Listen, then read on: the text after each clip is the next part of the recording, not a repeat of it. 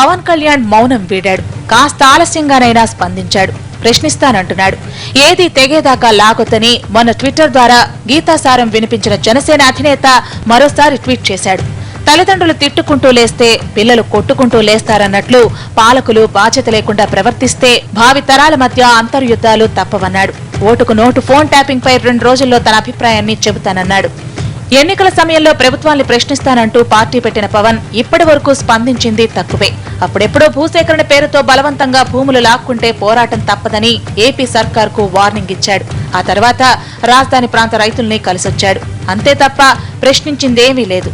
పవన్ తీరుతో జనాల్లోనే కాదు, ఆయన ఫ్యాన్స్ లో కూడా జనసేన చేస్తున్నదేమీ లేదనే అభిప్రాయం వచ్చేసింది. ఓటుకు నోటు వ్యవహారం, సెక్షన్ 8 అంశంపై రాజకీయ నాయకులు మాటలతో తన్నుకుంటుంటే పవన్ ఏం చేస్తున్నాడని అభిమానులతో పాటు వ్యతిరేకులు కూడా ఫైర్ అయ్యారు. జనం వర్రీ అవుతుంటే ఈయనెక్కడ దాక్కున్నాడంటూ సెటైర్లు వేశారు. ఇదేనా నువ్వు ప్రశ్నించే తీరు అంటూ విరుచుకుపడ్డారు. సోషల్ మీడియాలో ఆయనపై వచ్చిన విమర్శలు, జోకులు అన్నీ ఇన్ని కావు. బహుశా వీడికి చెక్ చెప్పడానికేనేమో పవన్ రెస్పాండ్ అవడం మొదలుపెట్టాడు. మొన్నటికి మొన్న తెగేదాకా లాగొద్దని హెచ్చరించిన పవన్ ఇప్పుడు రాజకీయ గొడవలతో ప్రజలు నష్టపోతారంటూ ట్వీట్ చేశాడు. అంతేకాదు 2 రోజుల్లో మీడియా సమావేశం పెట్టి తన అభిప్రాయాలను చెబుతానని ప్రకటించాడు.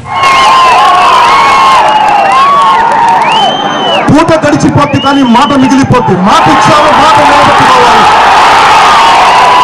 తన సందేశాల ద్వారా పవన్ చెబుతున్నదొక్కటే, కొట్టుకోవడం వల్ల తిట్టుకోవడం వల్ల ప్రయోజనం ఉండదని, కొట్లాటల వల్ల అంతిమంగా జనం నష్టపోతున్నారని. మొత్తానికి 2 రోజుల్లో పవన్ వైఖరి ఏమిటన్నది తేలిపోనుంది. ఆయన ఏం చెబుతారన్నది ఆసక్తి రేపుతోంది. పవన్ ఫ్యాన్స్ అభిమాన హీరో ప్రశ్నించేందుకు వస్తున్నాడంటూ సంబరపడుతున్నారు.